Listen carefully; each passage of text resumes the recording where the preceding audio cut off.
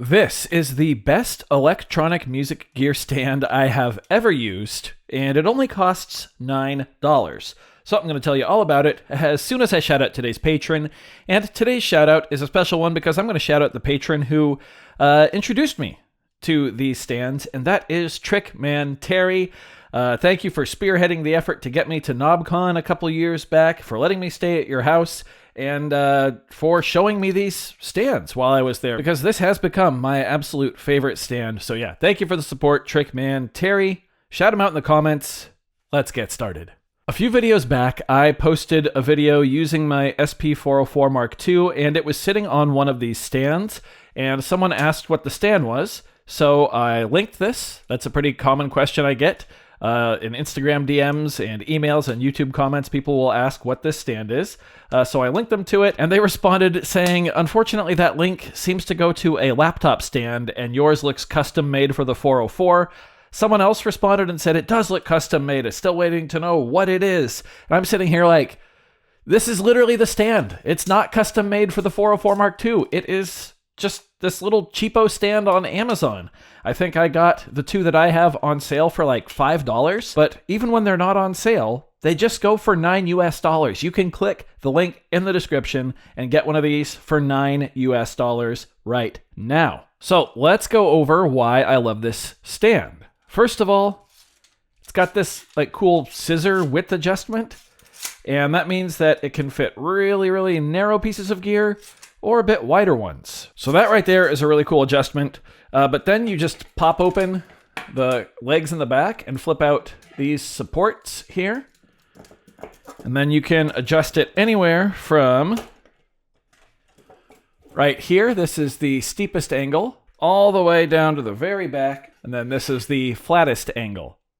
Once you've got the height adjusted, you can redial in the width, but that's literally it. It's not some crazy custom-made piece. It's just this stand. So let's put the 404 Mark II on it.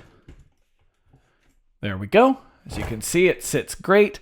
It can feel a little flimsy until you get a piece of gear on it. And then once you get a piece of gear on it, it weighs it down a bit, and it just slots into feeling pretty much perfect. There you go. On gear that has I/O in the front, these little lip pieces right here actually make it so with right angle connectors, you can often use those jacks. Hi. So yeah, it works great for the 404. It works so well, in fact, that it had several people convinced that it was a custom-made stand and that I was linking the wrong piece of gear. But no, this is what I use for the 404 all the time. But it's not just for the 404 Mark II, because it can also fit smaller gear. Believe it or not, I've used it for the Woof Box before. Typically, when I use it for the Woof Box, I set it up really tall, just like that. And then I can see what I'm doing on the Woof Box. I will use it with this sometimes if I'm using my Synito Tempo Key W25 with the Woof Box, which is primarily how I use the Woof Box these days. In fact, speaking of that, I don't know why you'd put a keyboard controller on a stand like this, but it holds it no problem. I'm going to try to put some different size gear on here just so you can see. This angle is terrible for keys, so we could lay it a bit flatter. There we go. That's not the worst thing I've ever felt angle-wise. But yeah, anything you have about this big, it'll fit no problem. But it is surprisingly durable, and it can hold even bigger and heavier pieces of gear. Let's try the Roland MC707. Yeah, not a problem at all. There's rubber grips on the bottom of the feet too, so it's not really moving anywhere. Yeah.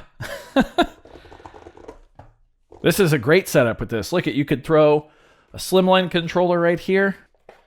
Maybe you could slot the microlab in there. Yeah, how beautiful is that? Look at that, seamless. And what's cool is because of the little lip here in the front, there's enough of a gap that you could run the Type-C cable to actually, hook it up. Yeah, works great. But I'm not done there. It can hold even bigger pieces of gear. Let's try the Arturia Keylab Essential 49. Again, I don't recommend putting keys on this thing, but I just want to show you it can hold large pieces of gear. This doesn't even fit in the frame of my camera where I have it set right now, but it's holding it no problem. Again, just $9 right now on Amazon. They go on sale all the time. Like I said, I got the two that I have, I think, for $5. And they do fold up super compact and portable. I do a lot of filming outside the studio, around the house and property, and I love that I can just throw this in my backpack and, take it with me wherever I need to film.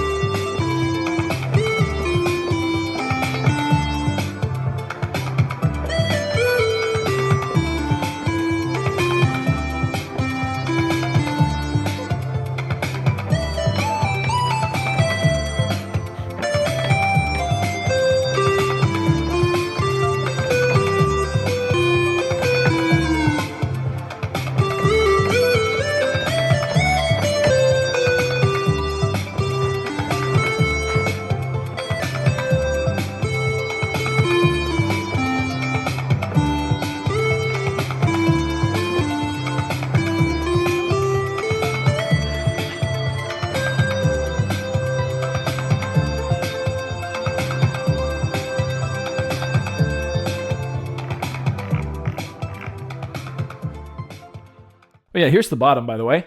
There's those 4 rubber grips, scissors.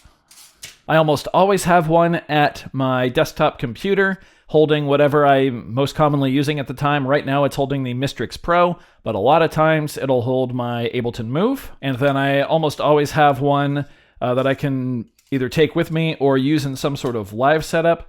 Right now this sits on the little custom stand I made and holds the SP404 Mark II when I'm not using it at the drum set, when I'm using it more in the live rig-ish area.